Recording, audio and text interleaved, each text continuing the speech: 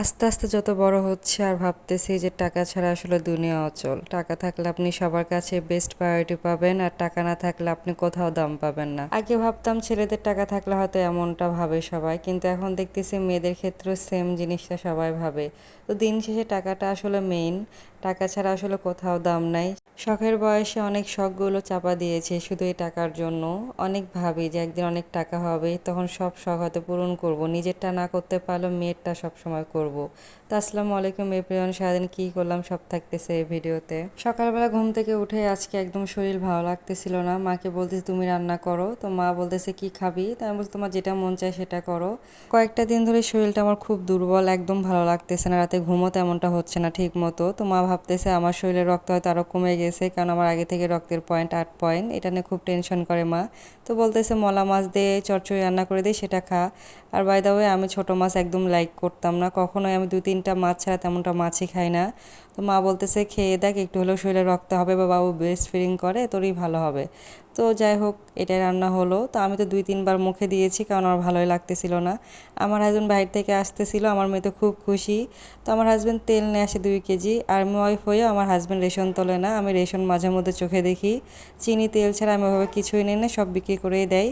তো এখানে খাওয়া দাওয়া করলাম, এরপরে মেয়ের জন্য আর আমার জন্য পাঁপড় ভাজলাম। পাঁপড় কি আর খাবো, আমার মেয়ে তো দুষ্টামিতেই সেরা, আমার মতো একদম জেদি হয়েছে। যেটা মানা করবো ওই কাজটা বেশি করবে। মা তো সাইড থেকে বলতেছে তোর মেয়ে একদম জেদি হয়েছে, পুরাই তোর মতন। আমি এত চেষ্টা করতেছি সব কিছু ঠিক করার, ও বারবার ফেলে দিচ্ছিল, মানে একদম জেদ করে বাবা ফেলে দিচ্ছিল। খুব কিউট লাগতেছিল। মাশাআল্লাহ, আমার মেয়েটা একদম মনের মতন হয়েছে। যেগুলো অনলাইনে ভিডিও দেখতাম সব আমার চোখের সামনে এখন ঘটতেছে।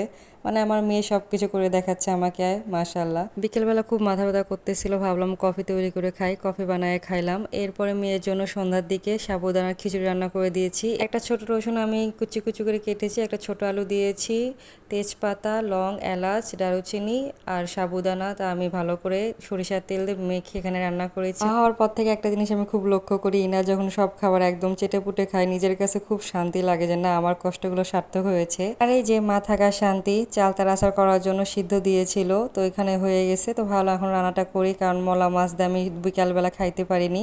তো ভাবতেছি মুরগির মাংস রান্না করি, তো সাথে তো ডালও রান্না করতে হবে, কারণ আমার হাজব্যান্ড শুকনা জিনিস একদম পছন্দ করে না। রান্নাটা হলো একটা শিল্প, এটা যা যার ইচ্ছা মতো রান্না করে। আমি কখনো কারো রেসিপি ফলো করি না, বা আমার সাথে কারো হয়তো রেসিপি নাও মিলতে পারে, কিন্তু স্বাদ হইলে হলো আসল, কে কীভাবে রান্না করুক সেটা ম্যাটার করে না, আমি মনে করি এটা। তো ডালটা আমি হাত দিয়ে মেখে রান্না করি, পরে লাস্টে বাগার দিয়ে আমি পানি দিয়ে আবার ফুটে নিয়ে হয়ে যায়। তো এখানে আমি এখন পোলট্রি মুরগি রান্না করব। ফ্রাই প্যানে ফার্স্টে একটু তেল দেওয়ার পরে শুকনা গোটা মশলাগুলো দিয়ে একটু ফ্রাই করে নেওয়ার পরে পেঁয়াজ কুচি, শুকনা মরিচ কুচি এবং গোটা মরিচগুলো দিয়ে ভালো করে ভেজে নিব। এরপরে তার ভিতরে পানি দিয়ে বাটা মশলা এবং সব শুকনা গুঁড়া মশলাগুলো আমি দিয়ে দিব। এরপরে ভালো করে এটা কষিয়ে নিব। এটা আসলে কষানোর উপর বেশি রান্নার স্বাদটা হয়।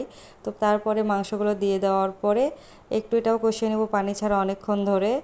তারপরে আমি আলু দিয়ে এটা একটু কষিয়ে নেওয়ার পরে আলুটা একটু সিদ্ধ হয়ে আসলেই পানিটা দিয়ে দিব। আর এখানে রান্না করতেছি, ভালো করে যে নাড়াচাড়া করব সেই সুযোগটা আমার নাই। নিচে মেয়ে সবসময় ঘুরঘুর করবে, মানে টিভি আছে, তার খেলনা আছে, তার নানু মনে আছে, বা সেখানে থাকবে না, আমার পিছে পিছে ঘুরঘুর করবে। এটা একটা শান্তি যে না, মা হওয়ার পরে আমার একটা সঙ্গী আছে।